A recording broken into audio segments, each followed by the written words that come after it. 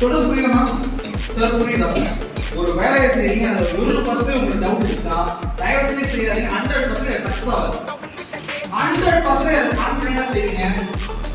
1% success ஆகும். Success ஆகும். இது ஒரு ரூல். அதை ஃபாலோ பண்ணி செஞ்சாங்க ரிசல்ட்.